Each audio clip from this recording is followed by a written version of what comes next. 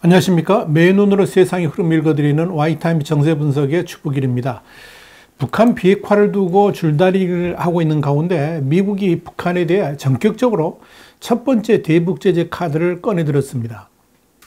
미국의 조 바이든 행정부는 10일 반인권 행위를 이유로 해서 이 북한 등의 경제 제재 결정을 내렸습니다. 미국 재무부 해외자산통제국 OFAC인데요. 이 오팍은 이 국제인권의 날인 이날 북한, 중국, 미얀마 등의 단체 10곳과 개인 15명을 반인권 행위 관련 경제제재 목록에 올렸다. 이렇게 발표를 했습니다.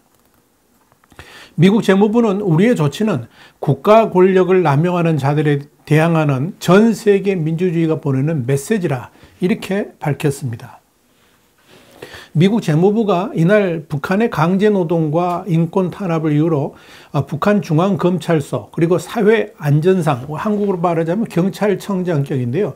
이 사회안전상 출신인 리영길 국방상 등을 이 제재 대상에 올린 겁니다.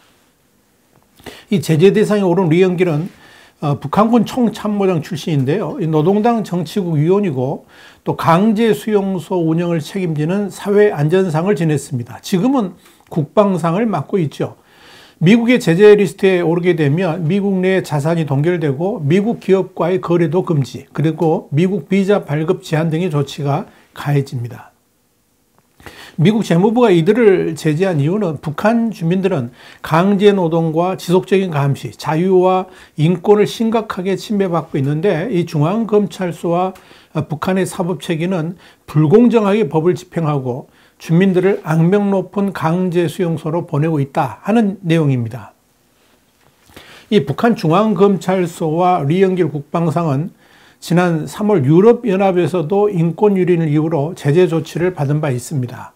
또한 지난 2015년 북한 여행 중에 억류됐다가 사망했던 미국인 대학생이 있죠. 오토원비어, 여러분 기억나실 겁니다.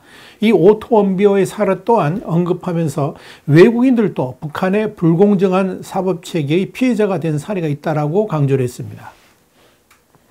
더불어서 유엔 안전보장이사회의 대북 제재를 위반하고 북한 노동자들의 해외 불법 취업 알선 업체인 조선 4.16 아동 영화 촬영소, 이걸 SEK 스타디오라고 그러는데 이 SEK 스타디오 등의 북한 기업도 제재 대상에 포함시켰습니다. 이 북한이 운영하는 조선 4.16 아동 영화 촬영소는 북한의 애니메이션 제작자들을 중국에 불법 취업시켰다는 이유로 이들과 관련된 중국 업체들도 명단에 이름을 올렸습니다. 또한 러시아 대학인데요. 유로피안 인스티튜트 주스토는 수백 명의 북한 대학생들에게 러시아 건설 노동자 비자를 내준 혐의로 역시 제재 결정을 받았습니다. 미국 재무부는 이와 함께 중국 신장 위구르 자치구 내의 인권 유린과 연관된 일부 단체 그리고 간부, 또 지난 2월 대량 살상을 동반한 쿠데타로 정권을 장악한 뒤에 폭정을 펴고 있는 이 미얀마 군부 등에 대해서도 제재 방침을 내렸습니다. 그렇다면 미국은 이 종전선언 논의가 한창인 이 시기에 왜 갑자기 전격적으로 대북 제재에 나서게 됐을까요? 바이든 행정부는 북한에 대해서 지난 9월 여행금지 1년 연장, 11월 종교 자유 특별 우려국 명단 유지 이런 것들을 발표하긴 했지만 이전 정부의 조처를 연장하는 수준이었기 때문에 특별한 주목을 받지는 않았습니다. 외신들은 여기에 대해서 새로운 제재 대상이 추가됐다는 점에서 미국이 북한을 비핵화 협상 테이블로 끌어내기 위해서 압박책을 꺼내들었다라고 분석을 했습니다.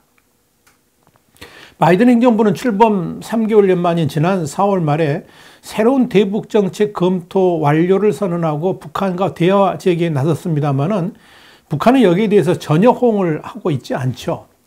미국은 그동안에 북한이 전제 조건 없이 협상장에 나오면 모든 현안을 논의할 수 있다 이렇게 말을 했지만 북한이 요구하는 선 제재 해제 후 협상 방안 같은 유화적 조치는 할 수 없다 이런 원칙을 고수하고 있습니다. 특히 미국은 그동안에 이 북한이 안보리 결의 위반인 탄도미사일 시험을 했을 때도 새로운 제재 부과로까지 나아가지는 않았습니다만은 이번에 대북 제재를 새롭게 부과하게 된 것은 분명 이유가 있다. 이런 분석도 나옵니다. 우선적으로 북한이 계속 대화에 응하지 않을 경우에 인권 등을 고리로 해서 압박책을 병행할 수 있다는 경고 메시지를 보낸 것이다. 이런 해석입니다.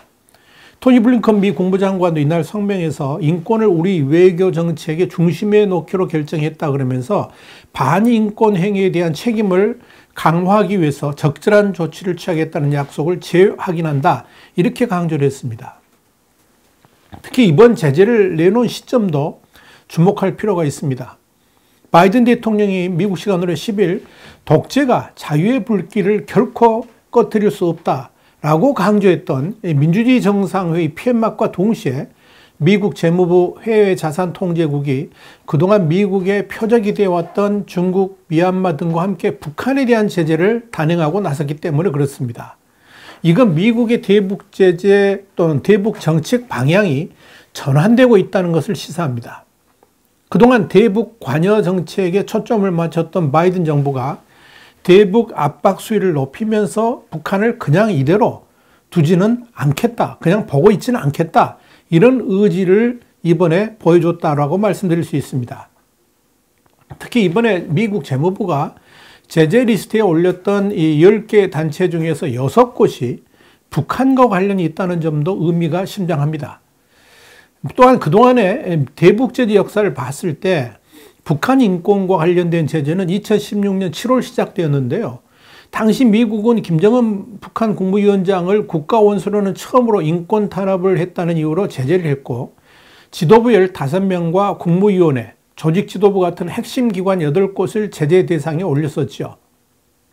그 후에 지금까지 4차례에 걸쳐서 대북 인권 제재를 단행했습니다.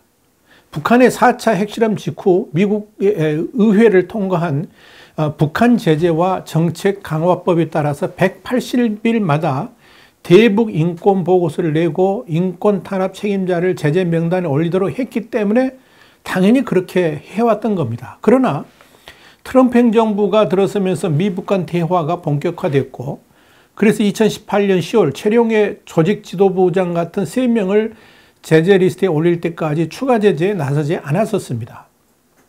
그리고 바이든 행정부 역시 기존의 대북 제재를 연장하는 선에서 북한에 대한 간접적인 압박만 시행을 해왔었습니다. 그런데 바이든 행정부의 민주주의를 위한 정상회의를 기점을 해가지고 이 독재 정치와의 정면 대결로 외교 정책의 방향을 굳힌 만큼 더 이상 북한에 대해서 로키 대응을 이어가지 않겠다. 이런 뜻을 분명히 밝힌 것으로 보입니다. 이런 해석은 북한이 2019년 하노이 미북 정상회담 때부터 철회를 요구했던 해외 노동자 송출 금지 조항에 대해서 미국이 중국과 러시아 기관들까지 제재 리스트에 올렸다는 점에서 확연하게 드러납니다. 이건 지금 북한을 향한 미국의 의지가 어떠한지 분명하게 보여주는 대목입니다. 또한 미국이 이런 대북 제재는 갈수록 느슨해지고 있는 이 중국의 대북 제재에 대해서도 세컨더리 보이콧을 가할 수 있다는 경고이기도 합니다. 이와 함께 북한 김정은 위원장이 직접 유감을 표명했던 원비어 사건까지 다시 꺼내들면서 국방상과 중앙검찰소 등을 제재한 건 역시 북한 입장에서는 민감하게 반응할 가능성이 상당히 짙습니다. 자, 또 다른 분석으로는 미국의 북한 전문 매체인 NK뉴스가 그렇게 분석을 했는데요. 미국이 새롭게 내놓은 대북 제재 조치가 북한을 자극해서 문재인 정부가 추진 중인 종전선언 실현을 어렵게 만들었다. 이런 분석을 했습니다.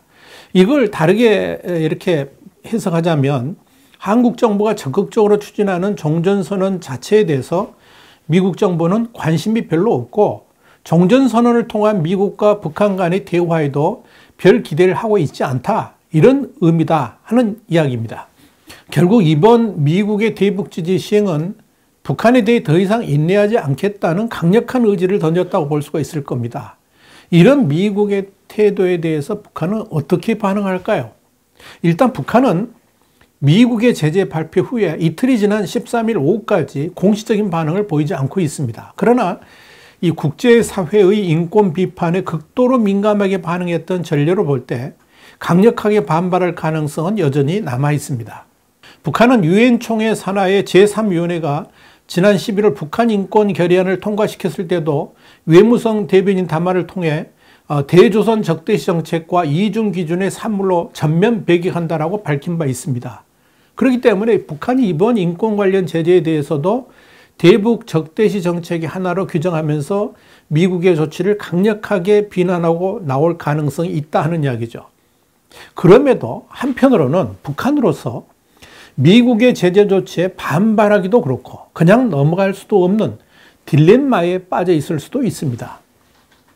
사실 지금의 북한 형편상 기대할 수 있는 곳은 중국도 아니고 미국밖에 없습니다. 결국은 미국과 대화를 해야지 지금 북한이 가지고 있는 문제점들을 일거에 해결할 수 있기 때문에 그렇습니다. 아마도 미국이 인권 관련 대북 제재를 시행했음에도 아직까지 구체적인 반발로 이어지지 않고 있는 것은 그만큼 내부적으로 계산할 것이 많다, 그런 의미이기도 하겠죠. 그렇기 때문에 미국과의 판을 완전히 깨뜨리기보다는 저강도 반발에 그칠 가능성도 충분히 있습니다. 북한은 10일 한미군 당국이 북한의 핵미사일 위협 고도에 대응해서 기존 작전 계획을 최신하기로 합의한 데 대해서 입장을 내놓기는 했지만 이 외무성 등의 공식 기관의 성명이 아니라 대외 선전 매체인 통일의 메아리를 통해서 노출을 했습니다. 그러면서 사실상 수위 조절을 한 바가 있거든요. 이 매체는 11일 얼마 전 미국과 남조선 군부는 제53차 한미 연례 안보협의회라는 데서 당치 않은 그 누구의 위협 타령을 늘어놓으면서 정례의 북침 작전 계획들을 보다 강화하기로 합의했다. 그러면서 반공화국 적대 의사가 없다는 미국의 공식 입장, 그리고 평화에 대해서 읊조리는 남조선의 역설이 한갓 유선이라는 것을 반증해주고 있다라고 비판한 바 있었습니다. 대외용 주간지인 통일신보도 이날 무분별한 북침 전쟁계획 수정 보충 노름, 이런 제목의 시론을 통해서 이 작전계획 최신화 결정에 비난을 쏟아낸 바 있습니다. 결국 미국의 대북 제재 조치에 대해서 북한이 고강도 도발을 포함한 격한 반응을 보인다 그러면 미국과 북한 간의 분위기는 정면 충돌 양상으로 나아가게 될 것이고요.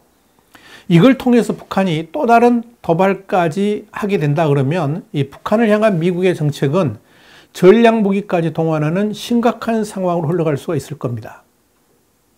반면 북한이 저강도 반응을 보이게 된다면 이건 아직도 북한이 미국과 대화를 할 의사를 가지고 있고 미국이 북한의 요구를 조금이라도 수용해 준다 그러면 정전선언을 포함해 가지고 다양한 논의가 진행될 수도 있다는 것을 암시하는 것으로 이렇게 우리가 받아들일 수가 있을 겁니다. 그런데 어떤 방식이든 북한의 김정은 입장에서는 그동안에 자신의 입으로 주장해왔던 상당한 논리들을, 상당한 발언들을 스스로 뒤집어야 되고 허물어야 된다는 점에서 대략 난감, 이런 상황에 처해 있다고 볼 수가 있을 겁니다. 다시 말씀드려서 지금 북한에 심각한 위기가 닥쳐와 있지만 그렇다고 스스로 비핵화하겠다고 나설 수도 없고, 그렇다고 또 다른 조건을 내세워서 미국과 대화하기도 어려운 그런 입장에서 이러지도 저러지도 못하는 험난한 국면이 지금 김정은 앞에 펼쳐져 있다고 보면 될 겁니다. 당연히 이런 상황이 닥치다 보니까 한국 정부가 추진하는, 적극적으로 추진하고 있는 이 종전선언 역시 일단 물 건너갈 수밖에 없을 겁니다. 자, 이런 상황에서 미국은 또다시 도발 카드를 북한이 꺼내들 수 있다고 보고 전면적인 대응에 들어갔습니다. 12일 이 군용기 추적 사이트에 따르면 미국 공군의 코브라볼 RC-135S 정찰기가 11일 서해상에서 장시간 비행 임무를 수행했는데 아마도 북한의 미사일 기지 동향을 추적한 것으로 보입니다. 앞서 지난 10일에도 박스데일 공군기지에 주둔하는 B-52H 스트라토 포트리스 폭격기 한 대가 동해 진입을 했습니다. 무시무시한 전개가 이루어진 거죠. 같은 날 오후에도 북한 전역의 미사일 발사 신호를 수집할 수 있는 르베 조인트 RC-135W 정찰기가 오키나와 가데나 기지로 전진 배치가 됐습니다. 또한 11일에는 미 본토 텍사스주 포트월스 해군 합동 예비기지에 주둔하는 제-112 전투 비행대도 일본에 추가 배치됐습니다. 이 비행대는 미군의 예비 비행대라는 점에서 눈길을 끕니다. 자, 이런 움직임은 미국이 북한의 무력 시위 재개 가능성을 주시하고 있는 증거다, 이렇게 말씀드릴 수 있을 것입니다. 와이타임 정세 분석이었습니다. 다음 시간 다시 뵙겠습니다. 감사합니다.